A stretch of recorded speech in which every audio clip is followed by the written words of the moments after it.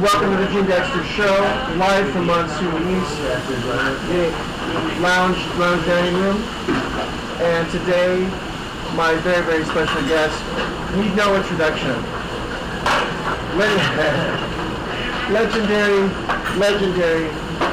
members of the gang. Please meet Devin the Dude and Too Short. Gentlemen, thank you so much for coming for lunch today. Really appreciate it. This looks more like a feast. Yes, a little bit of a feast. This is the catfish plate pot. We'd love for you to try this one. Serving spoon if you'd like. I understand, Devin, this is some new style cuisine for you. Brand new, man. Brand new. Very different, man, but it tastes real good, too. Thank you. Thank you so very, very much. And what is this again? This is pretty cool. This is the bolo leopard. It's a flank beef, flank steak wrapped in jicama and they're wrapped in a Vietnamese belly and grilled. Absolutely. Also, lest I forget, at the end of the table, who we don't see right now, is Mr. D.O.G. from Tacoma Zone. Who'll be opening tonight at Station 56 for both Too Short and Devin the Dude who are performing. I hear it's a sold-out show, but you never know. You should come down anyway. There's always, somebody screwing around with their will call. You never know. Come on down. Is that downtown? 56 in South Tacoma way tonight. Lucky they can wear that special outfit that gets you in with no tickets. Exactly. Yes, sir. It's 56, the old factory. That's right. Yeah. Got management here too. Paul with Too Short, Ramon on the other, and they're a little busy right now eating. Yeah, no question. I know y'all can hear it, man. Yeah, definitely. Street boy in the house. Exactly. Double style. Oh yeah, we can sir. Thank you.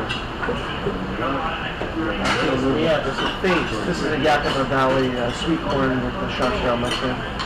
Maybe Yakima in there. Yes? Oh yeah. Some pretty good audience out there. For the mountains. Yes. Thank you, sir. So, what is it about Seattle that, I mean, maybe this happens with a lot of places that you perform in and where you have many fans, but what is the connection with Seattle that you guys are just so huge here? Me, Seattle's always been like, it is the West Coast, right? Because I always 100% supported the West Coast music scene, especially the area. When I come here, I kind of feel like I'm in the Bay. It kind of feels like it. Right. With the, like, back, approach towards the racial thing and everything. Yes. I get down here and do clubs like downtown, Seattle, wherever. Right. We connect with Bellingham, and it's just always, it's always like a, real love. It's not manufactured. Right. You feel it. Like Seattle people really like to see a good show. Exactly. And this is my second time coming here. It wasn't raining, so. Hey, something up for you. Thank you. For your soy sauce. All right. And Devin, who we see a lot of thanks to presidential media and FootWork Media. Who's here today, by the way, Melissa from FootWork Media. Yeah, very special shout out to her for setting this up as well. Yeah, Dev, I mean, do you feel the same way? I mean, as far as, the audience up here just can never get enough, of you either. And I'm ever asked, what's my favorite city to perform, hands down, really, man. Yeah. It's Seattle, man. It's like when the first time I got just like a huge applause or whatever. Yes. An appreciation on stage was in Seattle. I thought it was like a dream almost, man, coming out on the stage. And before I started the show, people started, hollering and screaming. I was like, wow. Can't be true, what I'm saying? Yeah. I always thought, man, I'd love to come to Seattle anytime and every time somebody asks me to. Yeah, exactly. Dev, I think we met during your record promotion for To The Extreme when I had the Rap-A-Lot account. And I know that you did some great things with them, but that recently there's been a change with your label affiliation. You're now with something called Razor and Tie. No, actually I got my own label, Coffee Brothers Music. Oh, it's your own label? Yeah. Oh, that's even better. you know, we went through You sure racing. been teaching you about that one. Well, you gotta learn, you know, you gotta learn. The master of the game here. Especially from two-stroke. Anything he say, you gotta take heed to. Exactly. So you've done the independent route. Right. And I just take my solo through distribution. Okay. So that would help me out with distribution. Raising Tide was one of the ones who just, you know, was willing to like say, let's roll with it. They were really new with hip hop, right. And I was new with the record company. Oh, and you were new with the record company. So we were just learning together. Wonderful.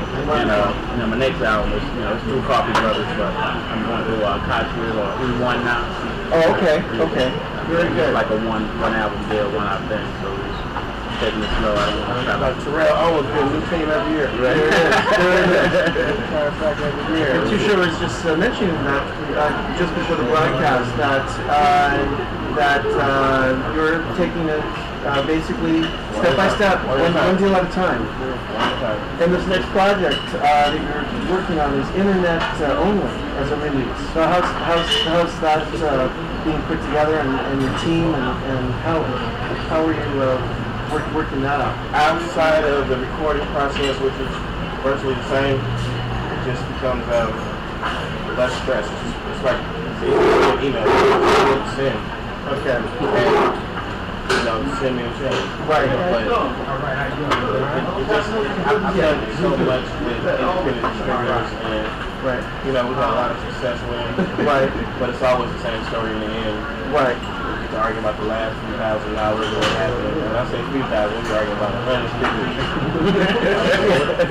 Fucking my money, man. So I'm trying to explain to you why you can't have the last 150 is, you know. Yeah. Well, for you, I mean, I would imagine that it's, you know, when we're talking about too short, we're Devin the dude, we're not, by a few, we're talking obviously about a few extra zeros alongside that, so it's perfectly understandable. Well, very good. You know, the problem about broadcasting like this during a lunch is that I gotta stop to get more rice. And that's the problem with this kind of thing. But you don't find this in Oprah. You see, you don't find this on Last Call. You just don't. Man, that shit right on the line. Okay. Well, I'll have to get back to that. Thank you so much. So, obviously, you just came in from Spokane. How did that go last night? Nice crowd. Wasn't really a big show, but it was like, you know, 50%. Good. Got Spokane a few times.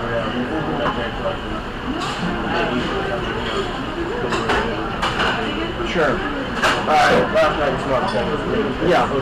Nice. And you mentioned Big Easy. Is there any affiliation with Big Easy in Boise? Is that the same? Probably, yeah. Yeah. What is it, Live Nation? Or? No, they came from the knitting factory now. Oh, knitting factory. Okay. It is. Oh, okay. Very good. I like Boise. They got a steakhouse in Boise. I forget the name of it. It's right downtown. Your next show, I'll take you guys into for dinner. What do you say? I'll come in for dinner. You'll have to check the steakhouse out. I don't know. So what's the name of the next record for you both? Is there My next album is my Black Bear. I make albums so fast, man. I just keep the titles on. Just keep it on. Yeah. You don't calendar? I got some funny titles for you. Nice. The internet album is called Still Blowing. Still blowing. Still blowing, but it could be like still blowing. What's the right? Yeah, exactly. Still blowing. Very good. Very good. Let's see, album title. What do we have here? The next two-short album will be called The Sexpert. Okay. You heard it here first. It's been a race right now. What's left of it? Yeah, cool. That's hilarious. That's hilarious. And Dev, do you have a title yet? I had one somewhat, you know, somewhat like that, like too short, but I don't think it'll go inside like Walmart and stuff. It's gonna be called the perfect genital man. Oh, okay. But I don't think that's gonna work. We might just call it, you know, in sweet 420, like sweet 420, like in a room. Right. I wanted to call my album "Bitch, Can I Have My Dick Back?" Like you said, I don't think we get good stuff like that. Right, yeah. That's what I really want to call it. Yeah. Well, you never know. You let some girls have it and they just won't give it back. Yeah. Like I left the house last night, I just got home and I realized I don't have my dick. I left it at your house. Return it. Last I saw it in your mouth. And we put it up. I love it. Well, you heard it here. Look for any of those titles. Anything referring to blowing, dick sucking, yeah, 420. Look for all of these references. And you'll find them. It's not a problem. Right now, so it's about 3 hours. Yeah. 20. Yeah. So it's a sold-out show tonight, and are you going to? Are there any? When you do a show, are there any? Depending on the energy of the crowd, are there any ad-libs or any additions to the show that you do, or is it pretty much? Does it have to be well planned and laid out, or? For me, it's organic. It's organic. Things happen during the show that never happen at any other show, and it just happens. You know, it happens. I just feel like, I don't really rehearse or anything. I'm like one of those call and response kind of rappers. Just give me the mic, give me the crowd, give me the phone, and just make it happen. They're gonna have a good time. And it works. It always works. I definitely always like to. If I don't get involved with the crowd, I like people to come up and get involved with me. We gotta interact. Right. Very good. Yourself, Devin? You pretty much summed it up. That's the spark right there, the crowd. Yeah. The energy that they give, you know. Right. If they are already amped up when you get out there, just an instant, spontaneous. Okay. But if not, kind of go with the regular program stuff. I kind of go with the regular program. Okay, I'm gonna start it off with this song, and get the crowd in with these few words first. And if that don't work, you know, so I might have to change it up a little bit. Okay. Well, you heard it here. It was. It's going to be based on energy tonight, so you need to come out and represent Tacoma. They never let you down. But tonight we need it off the rafters tonight. So make sure that you come out and express that. We also shout out to Portland too, man. Portland, huge. You know, representing that Northwest to the fullest. especially our guy Cool Nuts, and just coming off of Toho, B40. I think that was last weekend, wasn't it? That was the last weekend. Oh, it's not. So there's still time. Great, so there's still time. Definitely check that out. Pohop, E40, the big closer for that, and we'll try to get down there for that as well. I've talked to Cool Nuts. He's unbelievable. He's unbelievable people. Really. There's towns out here that would never saw this one, man. No, it's very true. Isn't it? Very true. Cool. We got to get him. We got to get him on board as soon as possible. Oh yeah. So guys, what do you think of this? The chicken? Did you try the chicken? Yeah. You're still thinking about hamburger, though. I know. Yeah, I know. I see in your eye. No, it was good. That's all right. But where's the hamburger? You got me on board, though. Yeah. Well, that's amazing. I can speak for all of us. We're very fond of drunk chickens. Yeah. There you go. This is something tender right here. Wonderful. Cut to the spoon while it goes. Very good. Well, very good. So, in planning this today, my producer, Nate Johnson, did a sampling, he put out a survey and put together a sampling of questions that your fans locally wanted me to ask. But the only problem with that is that in order to share those questions with you, I should have lost the sheet of paper. Okay, so that's one thing that I should have done. But I didn't read it. And one of them was that, you both are statesmen in the camp. And, obviously, there's got to be something that's motivating you, to keep climbing the way that you do. What is your motivation for, pushing the way that you do, representing the way that you do? Let's start with two shots.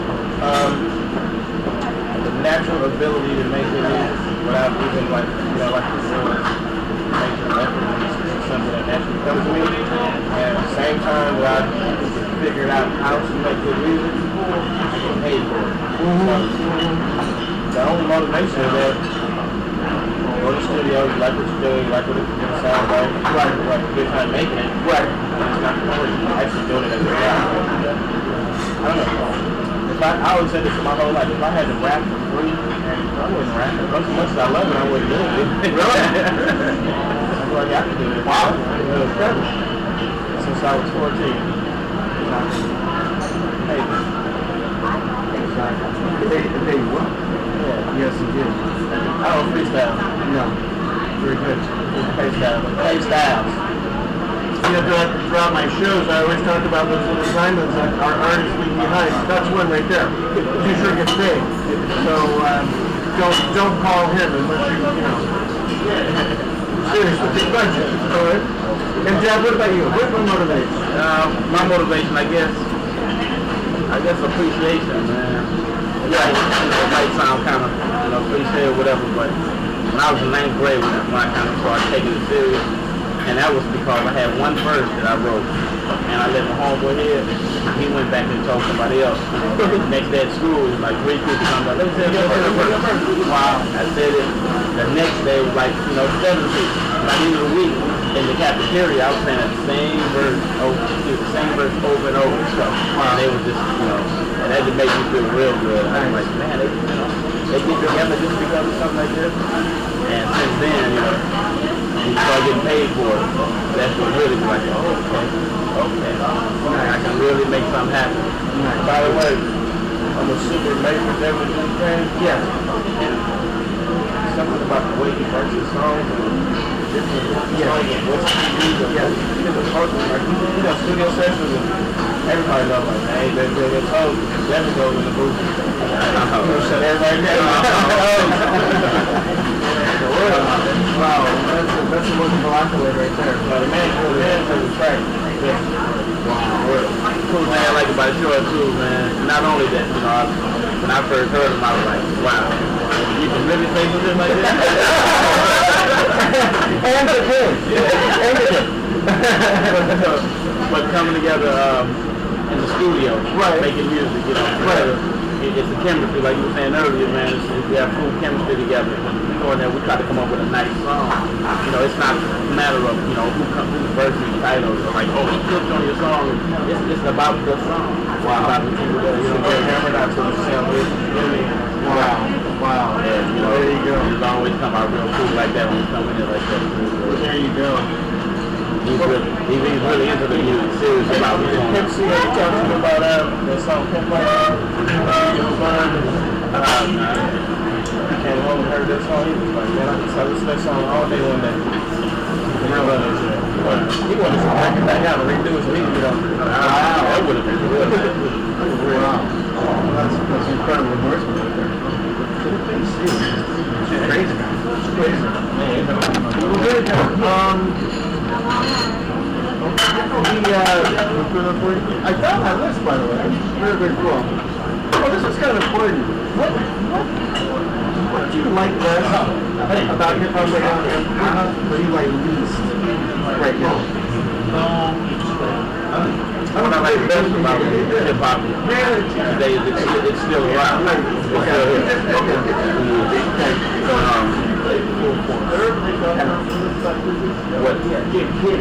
What I like least about it is always the trendiness nowadays. I mean, back in the day, you just had to put up a Bible. Right. But right now, somebody's getting everything. The music, the style, the words are relevant now. Bible and everything. Say yes. I mean, what is the Bible? Yeah, but it's kind of trendy, and it's a lot. The authentic originality is kind of missing in certain places. But the thing is, there's so many people doing it now that people got to weed out what you don't want to hear. And there is still some authentic hip hop, some lyricism, some good production making going on. That's what we got to weed out. It's going to pick them out. I'm just in love with the way you can get something from nothing. Like to start from nothing. All the equipment. Right to rap in the bathroom, the sidekick or something. You make the money, you make the money to travel the world, and I just feel like whatever we feel like is lost in the golden days of everybody had the original, couldn't look like anybody else, couldn't sound like anybody, couldn't use anybody else's lines. None of that stuff, all that stuff was taboo back in the day. Now it's okay to open your rap up with Jay-Z line, you reword it, you fix you, and everybody's doing it. But the best thing right now is the Soulja Boys. You know what I'm saying? I told him to his face, I don't think you're a rapper, but I love your hustle. You know what I mean? Right. I love your music. I love the way you're posting. I like this stuff. Because you're doing you. Right. Doing anybody else, you're making money at it. Right. I feel like you can still feed that homies off the spot. You can still feed your family, your first cousin a job. Right. On hip hop. I mean, that's what it's about. And the people that hate on it are the people who aren't experiencing that in their life. They're not making that music that will just be on the table and make some music, make some money, and feed a dozen people, Right. It really pays off, like holidays, birthdays, Christmas. When they come back and you see the joy in the faces from the nice gifts, and it's like, came from hip hop. So that's what I say. Wow, real excellent. That's just that money, man. There you go. Well, let's see what else neat lined up for me here. Normally, like I said, have it readily available, but today, all the rules are just out the door. Oh, that's a pretty good question. Now, I know that Dr. Dre has said that you're really Devin, that you're really one of his favorite artists of all time. For you though, who are some of your favorite rappers? Besides each other, you already mentioned it, but who else would you say? Okay, hard to say just one favorite. Yeah, I have quite a few favorites. I really like Tila Rock. Run DMC. Okay. I like Special Ed. I like Ustream. Yeah. Storytelling thing. Just tone of voice and how you bring the objects up and down like ecstasy from Houdini. Okay. It's like this voice like an instrument. For yourself, sure? My list is pretty simple. Anybody that's recorded or released more than 5 albums still hanging in there? Wow. There you go. Wow. I can get you to 2. I can get you to 3rd one. You might hang around for 4. But if you can do more than 5, can you get 5 albums and still have a career? Three albums is not a career. That's just you was in it for a while. Wow.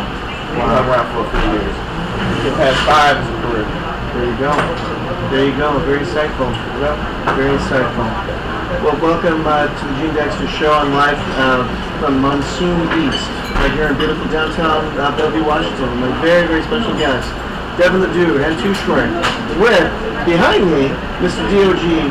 from Tacoma Zone, who will be opening tonight at section 56 for the Devin the Dude Too Short show. Sold out, I understand, but you never know. come on down anyway. We'll call as always. Always got a little bit there, for you if you want to come through. I have a segment of the show called Swaggish and Inspirational.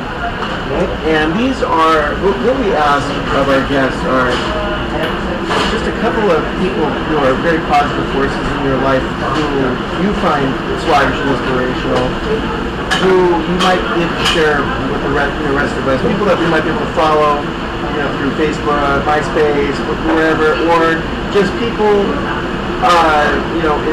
in general. It could be anybody. From families to national, international figures, it doesn't really matter.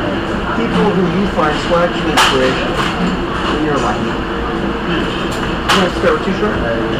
Well, I have to say, man, listening to you now, the only name that's popping up in my head is George Clinton. And the reason why I say that is because I was just so fascinated and mesmerized by probably at a young age. Yes. And then as I got older, I learned the music industry and I realized what he had done. He took the same group of people and he just kept changing clothes and changing names, and it was the same group of people. He had to check from several labels, especially Parliament and Funkadelic, which were the same exact people. Wow. And he signed with 2 different labels. And wow. He did that with Parliament, Rising Funkenstein, Bootsy Collins. Every last one of those groups was the same people. So the pimpish aspect of it is very cool. Yeah, you could actually go in there and repackage the same people. Like, we try that right now. I don't know if it works. Me and you guys do it. And then we go in there and change our clothes and put on some hats. Change our rap names. That's another level. Now, we over there is that. I could just see George doing that. Wow. I just feel like that was inspirational to me. The music that they made. Just put on like a pair of headphones and listen to a lot of Parliament Funkadelic. You hear something new every time. Yes. I've said in previous broadcasts, for those of us who were there, it changed lives watching the Mothership land, during that first tour. It was huge. It was huge. Trendsetting right there. Yes, it really was. It was really quite remarkable. And Dev, for yourself? Oh man, inspiration, man. I don't know. I would probably first thing come to mind, I guess, would be Richard Pryor. Richard Pryor. Yeah, Richard Pryor, man. I like the Richard Pryor rap. His career, how he went through so much, and his problems, and his life, and his honesty. He wasn't really afraid to just let it all out, steam out on stage. Exactly. Like, in his business, personal at home, nobody want to talk about that. Yeah. He let everything on stage. He let it out. And then he was still respected and loved about it. You know what I'm saying? He wasn't looked down about anything. From whatever habits he had, whatever, Then he grew up in a whole house in Peoria. Yeah, right. Gotta admire that. Right. Grandmama was a pimp. Yeah. And it's so difficult to watch, any A-list comedian today doing what they do without a little homage to Pryor. It's really, you watch anybody, and it all comes back to Richard Pryor. It's just not what you say, it's how you say it. Exactly. You just said, I don't know too many comedians or anybody that makes fun of the public themselves, makes fun of themselves in real life. Stuff that really happens. Yeah. Really laid it out. You don't have anything. No, not at all. Not at all. Drug abuse, marijuana problem. Wow. Well, Jim, I really appreciate you coming through today and sharing lunch with us and blessing us with your time and your talent. These are mustard greens. Kind of slimy. Now that's a shiitake mushroom. Ew. Shiitake mushroom. Quite tasty though. Quite tasty. Oh, these mustard greens, you really try like mushrooms though, man. And mustard greens. Mustard greens. You should check it out. Quite lovely. Chinese soul food, right? Yes, I did. Vietnamese soul food.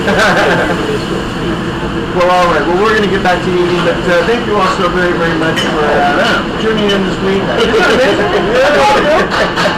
You see him? One bite, I got you. I want to also thank Eric and Sophie Mon for letting us take over the room today. Nate Crave, executive chef. All our staff here today, Jocelyn Niles, out in BC, Vancouver, BC. There you go. Dev, you got a child? Much love to Monsoon, man. Keep doing what y'all doing. That's huge. Very good. Very good. Yes, indeed. Thank you once again, Julie. Really, really appreciate it. Happy birthday, Melissa. Melissa. It's a working birthday. All right. Very good. Well, no greater gift than having Devin and David Tushrey at a party tonight. That's a big birthday tonight. That's it. Well, thanks very, very much. And come back to the Gene Dexter show and check us out. Where my future guest, Sean Kennedy, MC Light. We'll have Daddy O back on the show as soon as they get her back into town. Nate, who else are we talking to? We've got Grinch, Macklemore. Grinch, Macklemore. Billy Pulau, hopefully. Oh, yes. Mary Latorno's husband. The DJ now. Hey, you know, I'm going to tell the story that the media never got to. Those people are still in love. That wasn't just some freak show. I'm sorry. I want to know. I want to know what the real story is on that. So we'll have Billy on. Thanks very, very much, and we'll see you next week. All right. Guys, thanks. That was fun.